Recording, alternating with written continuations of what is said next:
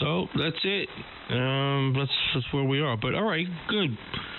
I just think it's cool. If you could put it inside a little radio, if they start building radios and going with that Raspberry Pi, I think they may. Check. All righty, we're good. Check. Whatnot, because the software, you can go out 8K on your transmit receive. Well, the receive was locked up at. But if you use the variable, a 5, they had menus up to 5 on the receive in the Pi, and then you could use 2 variables, which will. Work as well if you with the transmit and the receive. So 8K is probably the widest transmit, and that'll be 16 on AM. But it just gives you more versatility, and the noise reduction, NR2 worked. The noise, all of the noise features in there worked. The pure signal was in there, worked not so great though. I don't like the way they have the duplex, the way they display it on the pan adapter and the waterfall. It's a little, I don't know. It's not like Thetis, where you could see it coming down, where you have product on the top, and where it comes down nice and clean. So, but other than that, yeah, I'm done with it. So that's it. The Pi thing is done. I got it out of my system. Back with the Thetis. Yeah, I'm still on 210 version 210.00. I think with the G2, when I put the other computer on, I'll have to go to the 2.2 because they made some changes for that in there. What did they do with the new I/O board? Now I got 3 of these I/O boards, and I'm getting ready to put them in. Is there anything I need to know? What's up, Darren? Do I have to doing, enable the IC2 controllers or anything like that? All right, and then after that, pick up Doug, KB2UKA. All right, this is KC2ZUR. Yeah, the latest software will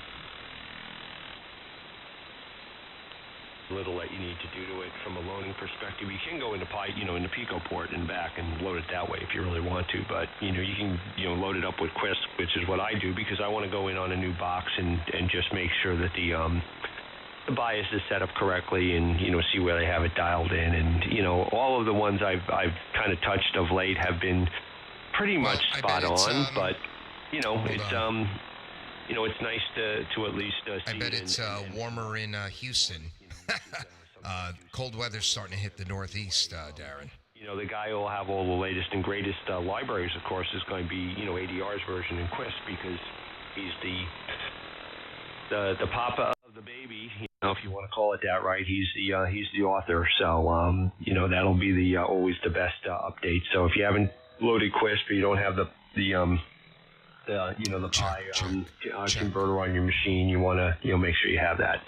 Doug, how you doing? KB2UKA, K2TC. Good, Tom. Good. You guys are sounding wonderful. Richie, hope you're doing well. Doing good. Let's see. How was the weekend? Friday, I worked from home, which means I didn't work. And I got the feed point of this loop up almost 80 feet in the air. Really not noticeable to you guys because we're all so close, but the feed point faces south, and boy, it's been like, I'd say a whole 3 S units better to the southern stations. It's up there, man. The loop looks like an inverted V. So the feed point, the wires come off the feed point down like an inverted V from about 80 feet to like 60 to 50 feet, and then it loops around. But whatever, it's extremely ugly, but it appears to be working. And then yesterday we did some things with the kids, and this morning I figured out why my Mercury was not driving to full power with Thetis. And now it is. I had to increase my ALC dBs. It was set on 3, and 6 appears to get the Mercury to hum at 11 to 1200 watts. And I'm not overdriving, so everything seems to be fine. So I'm just here listening to you guys talk about the Hermes and Thetis. You guys are sounding great. Richie, why don't you take it? KB2 UKA.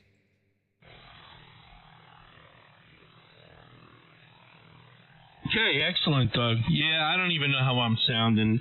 I'm on the old backup computer, and I'm using the Focusrite, the Solo, the Gen 4 Solo, with the SM58. And so I just put that on. I usually use the Road Box, but this is the i7 6700 was the first one I did for the Hermes. And so it's kind of like, the backup computer now. I don't know where I'm going to put it, but this is, I do some experiments on here. I was going to, I know why I have it out. I had Bellina Etcher on here. I put that program on there when I was making the Pi to the SD card. I had to use Bellina Etcher and the WinZip and all that, so I installed it here. But other than that, so I have no idea what it sounds like. Yeah, the ALC, huh? I never really had to go more than that 3 dB on the ALC. It always seems to hit the 0. As long as you have the mic level, the EQ level, if you have everything, bouncing between 0 and -10, usually get a good audio level. The other thing is the leveler.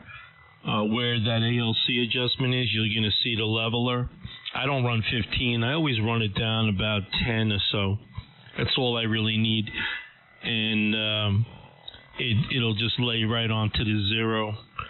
And that's pretty, works out pretty good. But other than that, the Mercury has an ALC on the back of it, adjustment. Even though you don't use the ALC, you just put the PPT. I think if you put that radio on a dummy load, you get a 40, I think they said a 40-watt carrier on 20 meters is how you adjust that ALC on the back of the Mercury. I could be wrong, but you could read up on it. It's something like that. So if you want, sometimes those variable resistors, the pots, they get a little oxidized, and sometimes you got to just, turn them a little bit and reset them. And it looks like a plastic onto like a variable pot or something that they use. But you can always check the calibration of that. And I believe that's what it is, 40 watts. And so you got to get a 40 watt signal carrier out of there. Mm-hmm. And you're going to be very quick with it too, because you only get 7 seconds. Yep. And it'll go into fault if you go more than that. But I think you adjust it for 1200, I believe, or whatever you want. You can make it a KW, but that's how they set it. I think 40 watts, 1200, 20 meters, mid-band, something like that. So 14200, and that's your other double check. All right, Doug, sounded great. Tom sounds phenomenal, really good now. He's got his audio dialed right in, and so do you, Doug. So, all right, let me listen up a bit. Probably, I know Brian's out. 2 Brians are out there. I don't know who else. So let me stand by. Casey. Real quick, it's Doug. Can I take it quick? KB2 UKA. And it's on, if it's in arm's reach. I just want to hear what the difference is with you engaging and unengaging the air button. Oh, it's funny you said that. Yeah, the air button, well, there's 2 air buttons on it. So it's on the yellow, the second air, whatever that one does. This is off. Okay, this is the air button off. And then I'm going to put the air button on the first stage. That's the air button on the first stage with the green light. And then it gets a little bit more fuller when you go to the second air. It turns yellow. And it starts to, fill in a little more fuller, lower tone, so to speak. But you let me know, Tom. Yep, did exactly what I thought it was doing. Okay, that's what I wanted to hear. It's always good to hear when, someone's got, kind of the audio portion fixed, right? EQ'd, and then they have the ability to go there and turn it on and turn it off, and that's exactly kind of what I heard. I think I like the the vintage button on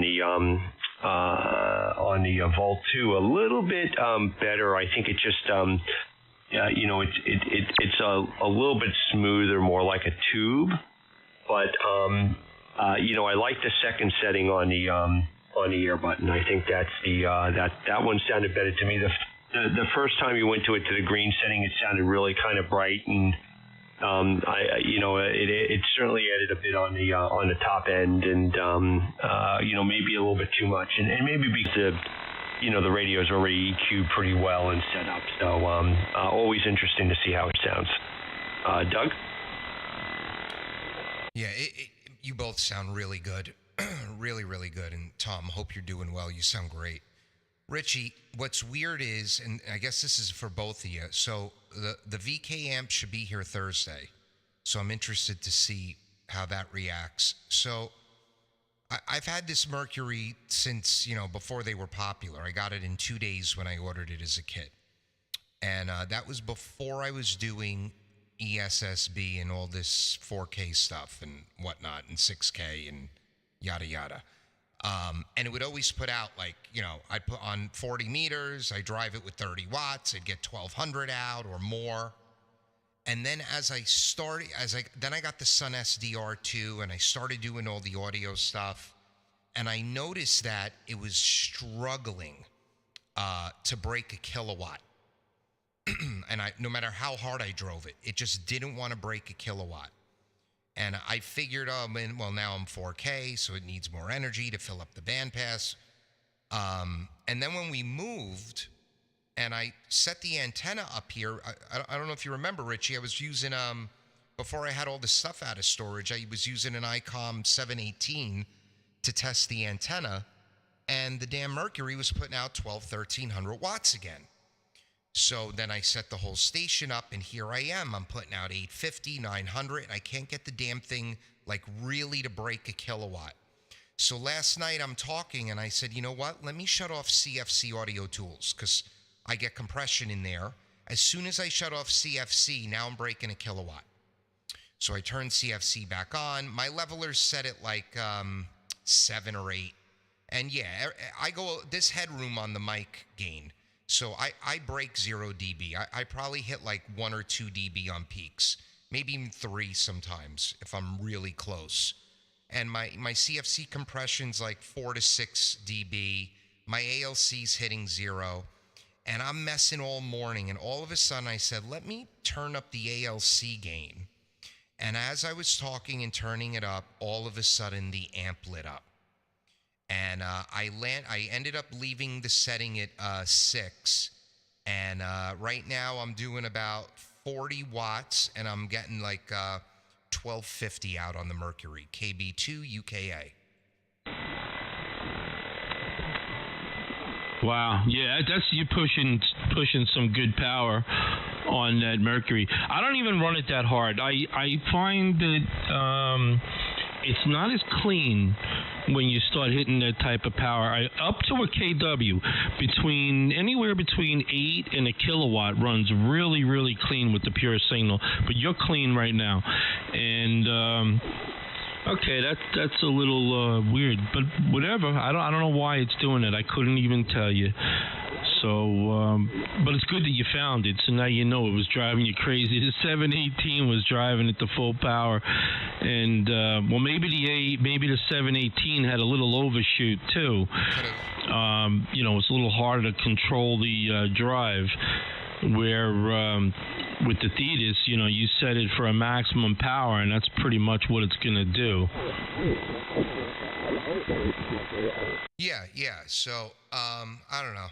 I hopefully I don't have to worry about it in 4 days when the big brother gets here. We'll see.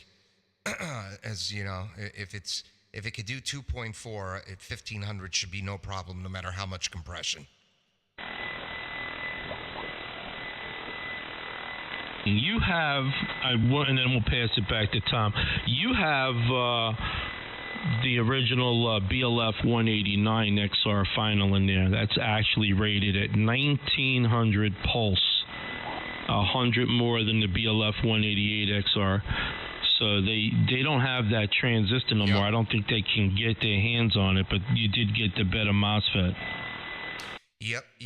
And man, I assembled this thing and I tested it out, and like all of a sudden, for the last like 6-7 months, I'm like, do I have a loose solder joint? Is that why the damn thing's like not? And I know you're 100% correct. 800 kilowatt is a sweet spot on it. I'm just pushing it right now because I haven't been able to do that in quite some time. Yeah, there we go. That was 1179.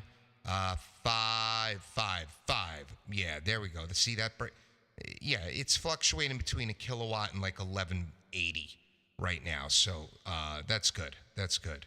But yeah, I thought something came loose, and I've never adjusted the ALC adjustment in Thetis.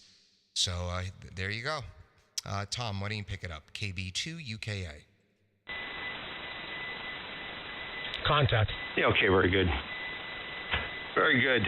And Richie, back on your air thing, that the green button is just air turned on, and then it's air in that drive control piece turned on when it goes yellow.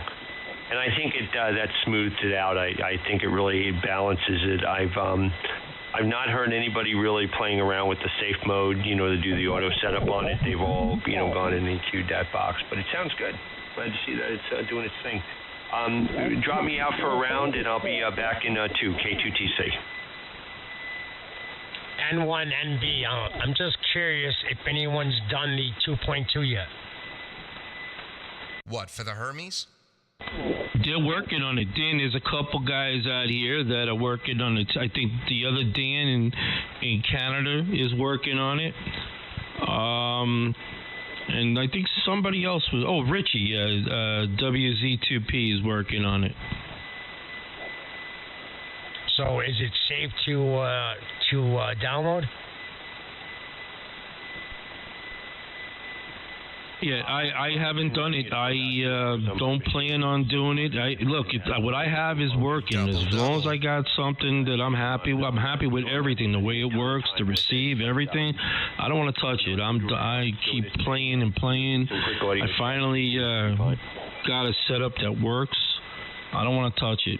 I mean, if you're running the I/O board, the new I/O board, I know they made provisions for that in there. I don't know, what else he really did besides, I know he screwed it up when he went from 210 to 210.1. They were trying something, and then in the 210.1 process, some fixes that he did. When he went to 210.1 to 210.2, he did a lot of fixes. For those of you watching, I'm gonna work on my background right now because I'm bored. That happens. Sometimes you make changes and it corrupts something else. And so basically, his 210.2.2 was to fix what he messed up after the 210.01. So if there's no benefit, I'm not gonna do it. But when there's a benefit, then I'll make the change. Richie, Eddie from the Bronx is not a happy camper. Oh, what happened with Eddie? Eddie last night was on his Hermes, and he got a message that his Thetis has expired. I told him not to run the beta. I told him all he had to do was put 210.00, like I tell everybody, and manually configure it. The only thing you're missing is the correct power level of the meter, right? Didn't I say? That's what I told everybody. And so there you go.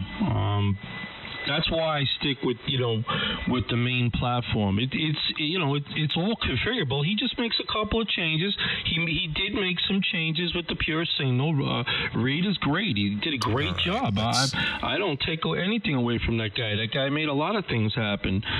And but there's just some things that just a little quirky. But the beta things kind of expire. I told you guys that. So that's why when the 210 platform came out, it was working. That's it. That's the release. I'm sticking with it. But if you need something in the newer platform, yes, you have to update. You have no choice. Well, if Eddie wants to get back on track, we get him back on track. There's no problem. He knows that. My phone didn't ring. I sent Eddie the links, and I think that he still took the Hermes offline for now. I guess I'm sure he will be back very shortly. It's just he got a little upset.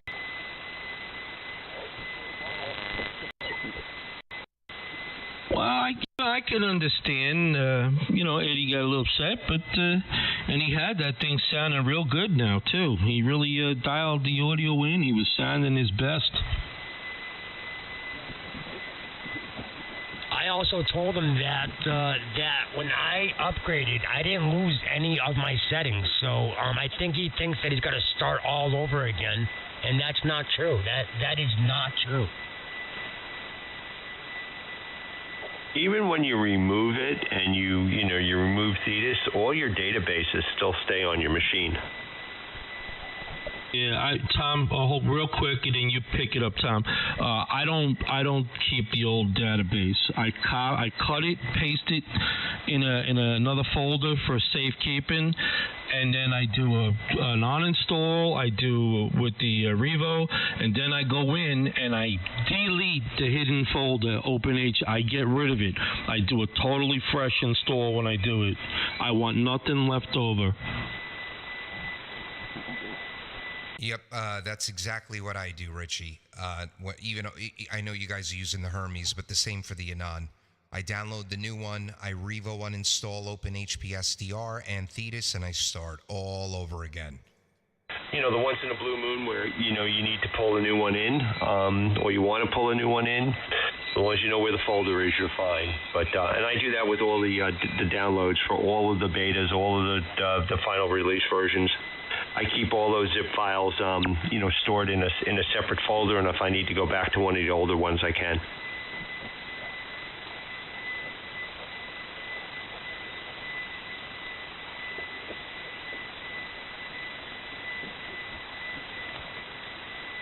Tom, you guys kind of doubled up. I didn't hear if you had done the 2-2 yet. Yeah, about 2 hours ago when I got home, I dropped it in, and so far so good. I've done some tertiary tests with it. I've listened around. I've done my typical low signal piece, my ALC piece, my AGC piece that I do on it when I look at it, when I do a new load, and all of that looks good right now. And there's some crankiness going on, or was going on, with some of the DigiU modes. That was more a Thetis piece, not the HL2 piece. It was the base Thetis piece, which Reed was asking Richie about. So whenever Richie spins an update or provides some guidance on that, I'm sure we'll see a 2.2. something in Thetis, and then Reed will be behind it to see if there's anything he needs to correct in it, or not correct but patch over. And we'll see a new version if that's the case. But most of the changes they've been rolling in is a lot of the stuff to address the I/O board, which is for people that are installing them, going to be the way you talk to it. So you're going to be able to set that I/O board from within Thetis? Maybe I should upgrade. You're going to be able to control that within Thetis? Oh yeah, absolutely. So your open collectors are now going to go to that I/O board? Yeah. So in the I/O board today, it's under. Where the hell did it get added? It got added under the FW set, set the firmware select under General, and you can go in there and actually enable the I2C board if you have it. You can set the addresses, and then you can start to go through that, that happy pile of, what they're starting to add to it.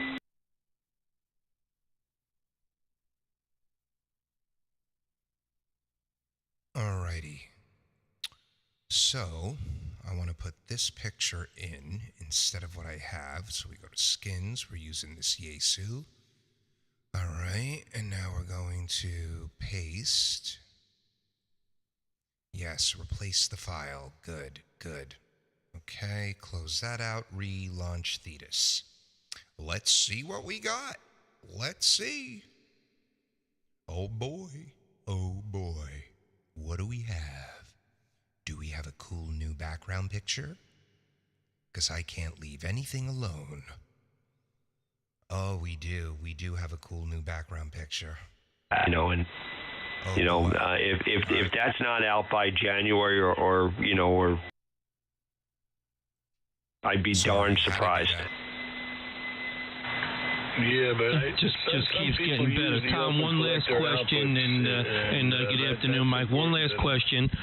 The question is, if you have the audio board, the other guy's got the audio board with the controller on it. Do you need to do this update if you have that other audio board?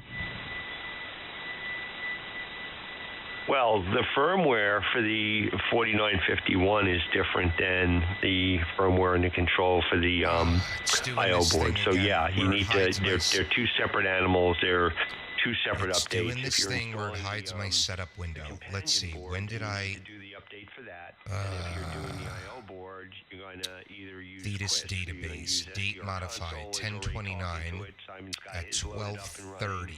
Reed's got his loaded up and running, and as all right, Jim and two that's what we're gonna do.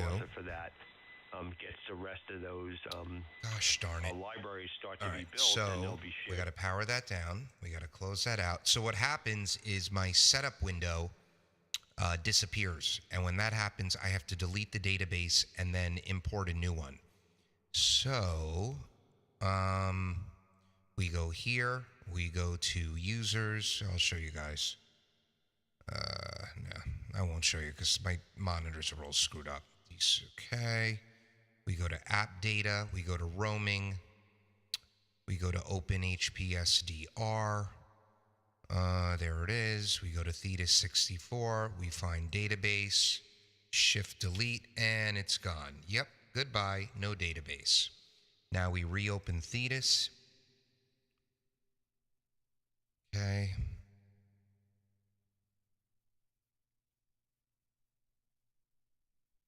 All right. Oh, what do you know? Look at that. Oh boy, that's so plain. But there's my setup window. Import database.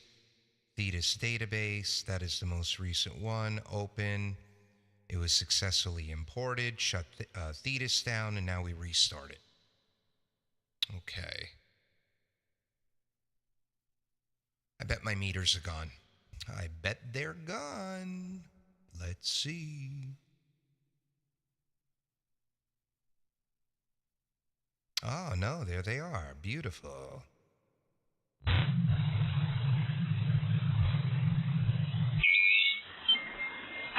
What they're trying to do is emulate the Anon and what it should have been.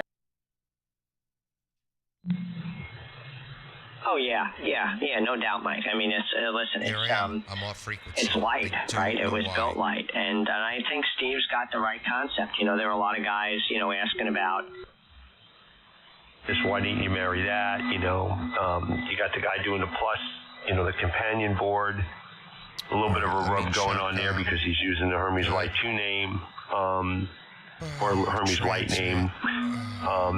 The guy who's doing the wiser guy who's doing the square, which is, basically a relayed out board that's got the HL2 and the filter board all in one.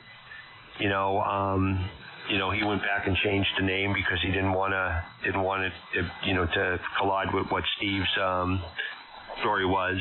But it's the next thing you know, and I got them already. I have the transceive boards from the guy at 60 dBm, and I have the extra high pass filter. At that point, you're building basically an anon. You got the extra filter set. You got call it a pre-driver, right, in the 5 watt or 7 watt stage. And, you got the additional switching board with the additional filters, with the additional high pass output board, with the additional signaling. You're close to building a non for a third the price. Well, I don't know about close. But I use the open collectors to program my the band on my amplifier and control my transverters with that same port. That's why they stuck with the DE9 connector, because that's a standard. Yeah. It's just limited in well, it's not really limited. It depends on what protocol you're running on that connector. It would be nice if it was a full-on serial interface with a Ethernet, connectivity built into it and collectors, but there's just ain't no room for that, and that's the challenge. And that's the nice thing about having the Pico port on it. That's a bidirectional port, and now you got a bi-di port to get in and out of it. It talks frequency, it talks bands, it talks open collectors, it talks configuration for antennas. All that stuff that's going in those libraries, that's the beauty of having a bi-di port on the back of it. No, unfortunately, that's so yesterday. Nowadays, everything's done through UDP over Ethernet. Yeah, and the great part about that is all the UDP settings are now available in the I/O control for the Thetis itself. Which is good, and all the IP addressing's there. So they'll expand that. They're on the right track. It's just, it's 4 or 5 guys doing this as a hobby, And realize you could easily expand those 7 open collectors using digital logic. Oh, I to C, I can populate as many as I want. You can almost hang a whole nother FPGA off the back end of it and go to town. So, I commend the guys for what they're doing. I mean, people wanted a cheap alternative. They got it. It works. It works great. There's a camp of guys now buying the Duo TRXs at, 2 16-bit, ADCs and a fairly decent, FPGA from Xilinx. I think they're running a 7020 or maybe even a 7030. And, the only problem is it's 25 milliwatts of output power, which is fairly low. And they're slaving it to what used to be the red potato transceive interface board. Does the transmit receive, has to pass for the LNA, has to pass the low. Just messing around here with the backgrounds. I think I like this one. I think I like it. The high pass filter is another, $90. So, they're the whole camp that's playing in that TRX Duo world where that's interesting. Two full duplex, channels and that's hard to see. Too, right? You got 2 of them, and it's got Thank you. 16-bit ADCs and all the nice stuff. So another way to skin a cat. The guy that did the filter board pussied out. He didn't want to do the heavy lifting of adding code to the FPGA, so he copped out and he used the open collector outputs to control the low-pass filter. Major fail. Yeah, true. Doing great, brother. Doing great.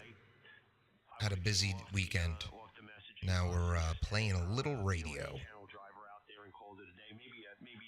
So do you like it better not filled in the data or filled in? So this is not filled in, and then that's filled in.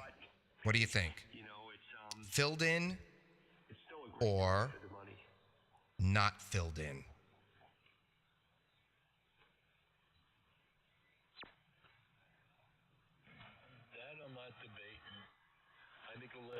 people have it in their hands now than would have.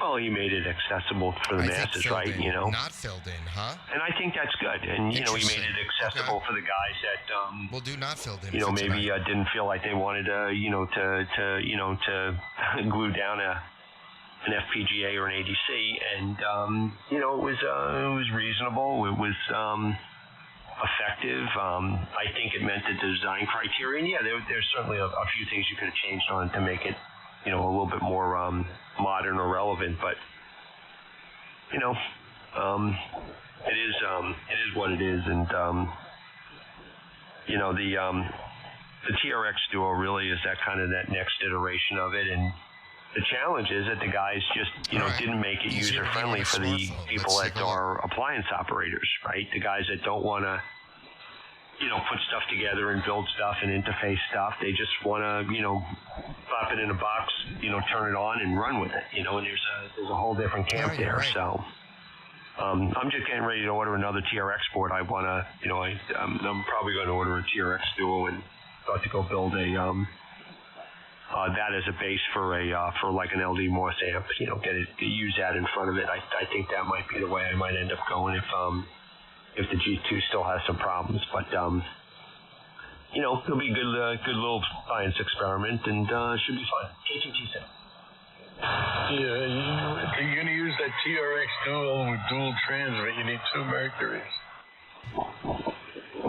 Well, I'm thinking more, you know, the second TRX and the second package is going to be my transverters, and just stick everything out on the second channel and build it right out of it. That might be a fun way to go. No phase synchronous transmitters, you could steer your signal.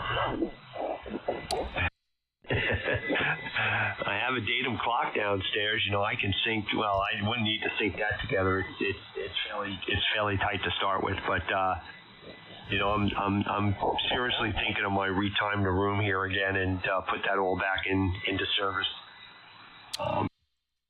But we'll see. I gotta see what happens. I'm looking for a Symmetricon clock. I'm looking for a time hub if I can find one. I think that's what I really like to end up putting here. KB2 UKA still here. You go right ahead. Get up on the soapbox. Say hello, I am. I was just saying, you guys are way above my pay grade. Holy schmoly! You know, like I like putting some stuff together, but Tom, the stuff you're talking about sounds great. Yeah, it's, you know, hey, listen, it's just, you know, I say the same thing about the guys that are building the amplifiers, you know, and especially the water cooled ones. I'm like, you know, God, that's, you know, I run tubing in and out of the wall of the house here because I keep a stack of was keeping a stack of batteries here. My DC plants my 48 volt DC plant for my amplifier when it comes to life, or the G2 comes to life, it's 380 amp hour at 48 volts. But for the 2 batteries I keep here, the 200 amp plant for my 12 volt gear, you know, I tube those breathers out the wall, you know. So for me to, you know, to stick a water cooled thing out the wall is nothing, and, you know, put just a little pump outside so I don't have to listen to it. That would be cool, you know. So we'll see what goes on. It's you know, project for, you know, maybe next summer. I got to get you know, a palette designed the way I want, and, you know, machined up, and, you know, have the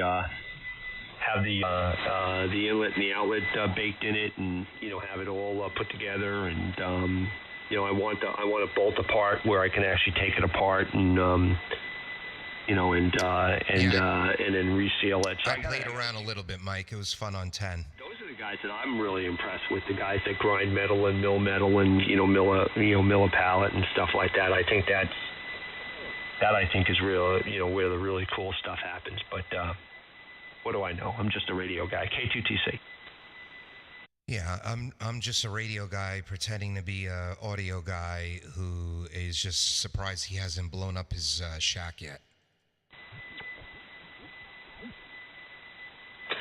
Nothing ventured, nothing gained. Yeah. Well, that's it. That's it. You know, if it's working for more than 2 weeks, it's time for me to break it. Well, you know what they say about rough, right? You know, it's relatively frequent you change stuff, right? That was the term or real funny, you know.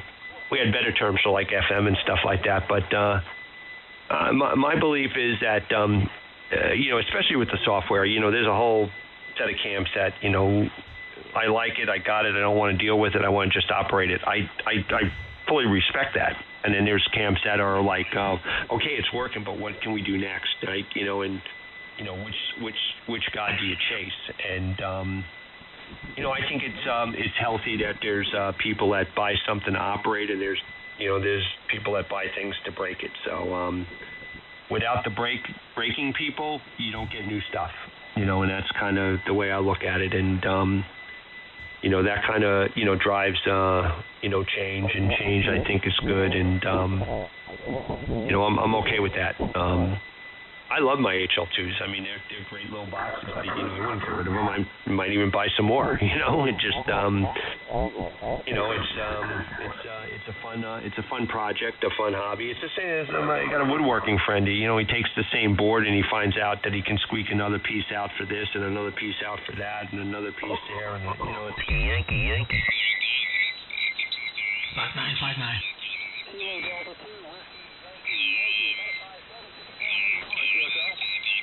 Kilo Delta 2, Whiskey Yankee WYY. You are 5454 New York, November Yankee.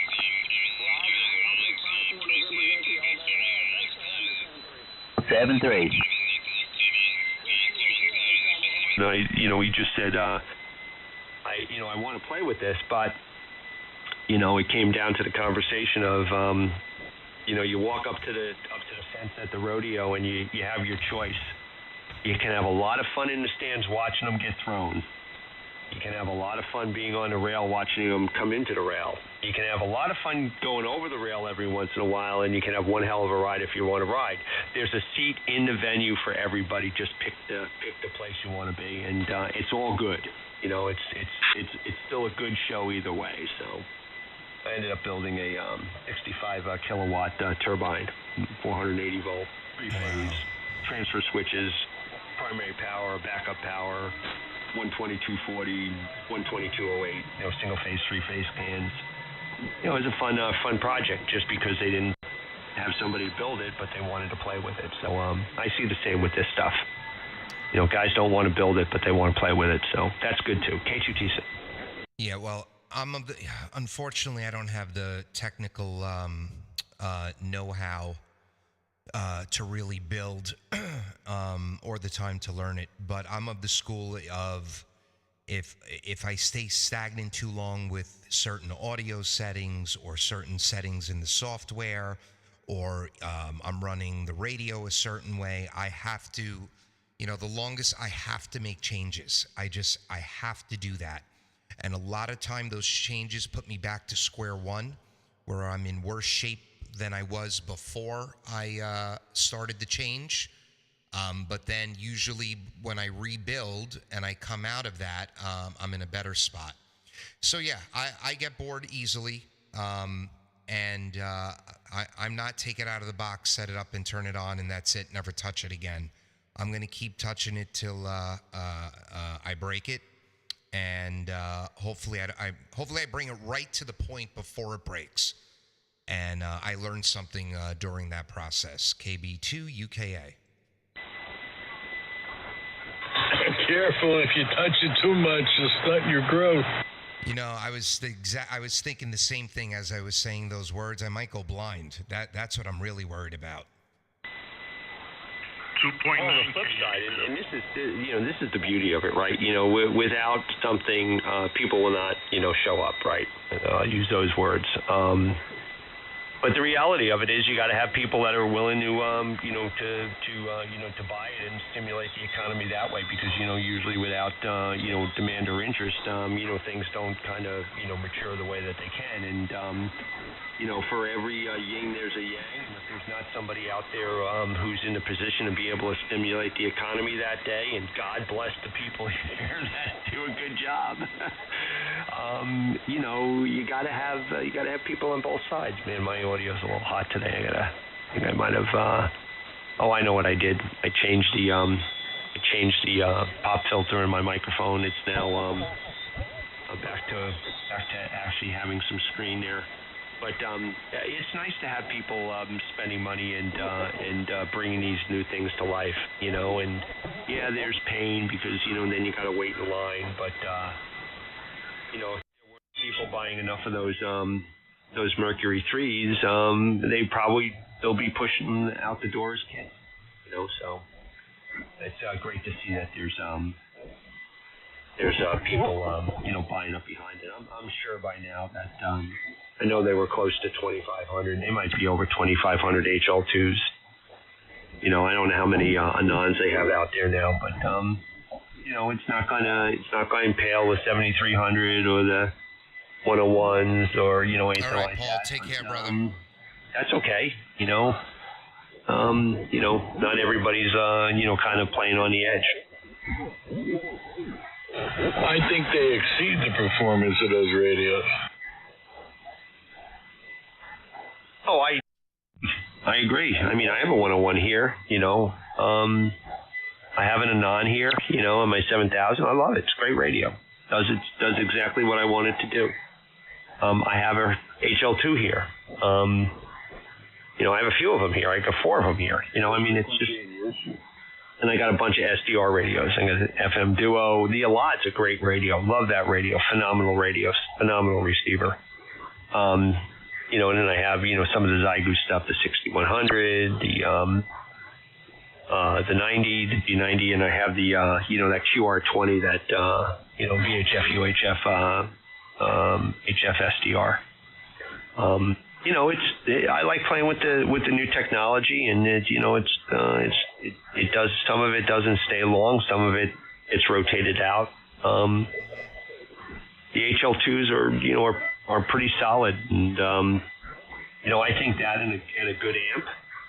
And if you like to build, an HL2 and an LD Moss amp is a fun project, and there are a bunch of guys out there that are running them, and how many guys can you say actually built their whole station that way? So a lot of fun.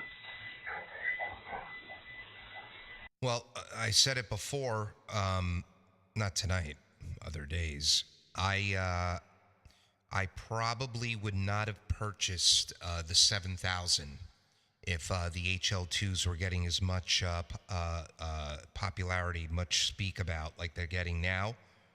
Because, boy, especially guys running audio equipment with the HL2s, it's very.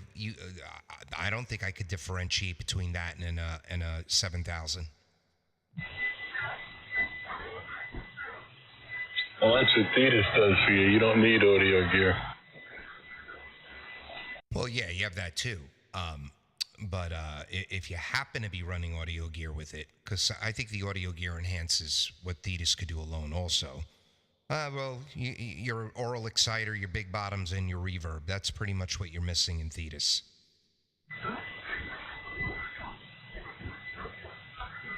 Yeah, none of that should be on AM radio as far as I'm concerned. Oh, wait.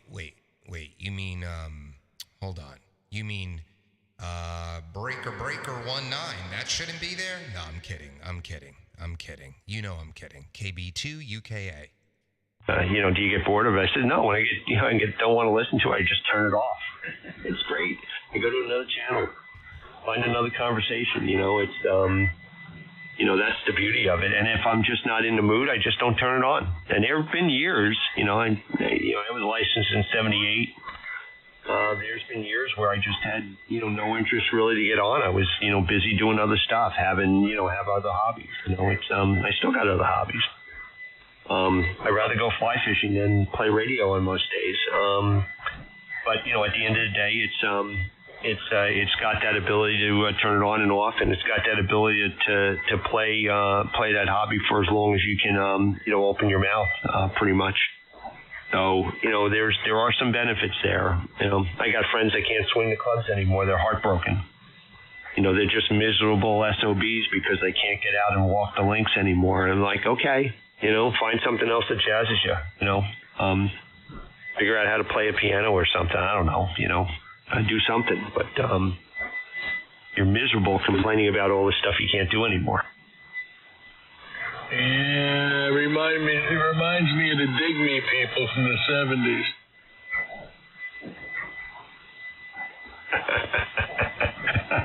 Oh, I love your wisdom, Mike. It's great. I love it. Yeah, it's funny. I had a friend of mine call me up. He wrenched his back. He had back surgery. Can't play anymore. And I asked him what he's doing now, and he says, "Well, I took up I took up painting." And I'm like, "Really?" And he says, "Yeah." I said, he says he can, he really is getting around's a little bit more of a problem. And the guy's actually really good. He makes some really nice, nice stuff. And, the joke's on me. He's out there selling some of this stuff for like a $1,000 a pop. And, we're pouring money in the radio bucket, and, he's buying $20 worth of paint and turning it into a $1,000 bill. You tell me where the justice is in that. You got to get them to make a big caricature of you at the bench with all your radios.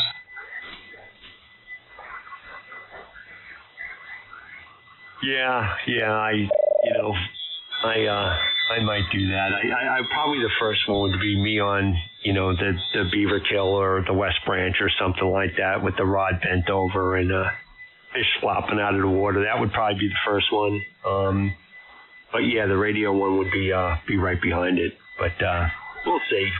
He's making too much money, drawing scenic things and landscapes for these highfalutin folks on the east end of the island. So God bless him. He's found something.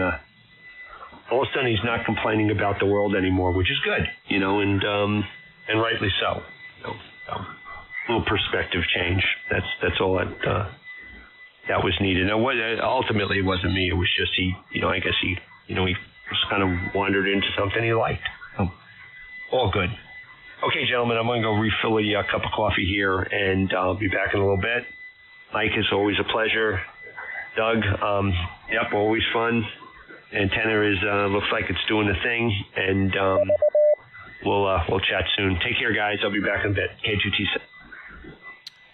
All right, Tom, I'm going to get out of here also. Good to hear you. Mike, sounding great. Everyone sounding marvelous. Hope you guys have a wonderful week, and I'll catch you guys throughout the week. This is KB2 UKA QRT.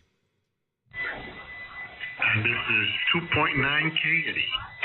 Yeah, 7.3. Don't touch it too much. It'll stunt your growth. I'll be back going for a refill. Is that you, 3K Eddie? N2OYM. Tom, Eddie, not Tom, Eddie. Tom and Doug, 7-3 is catching a little while. KC2Z, you are 3K's back. He fixed it. All right, Richie, take care. And Eddie, hello and goodbye. Take care, guys. UK clear. All right, guys. You have a great week coming up. All right? 2.9 Eddie from the Bronx. Have fun. Later, Mike.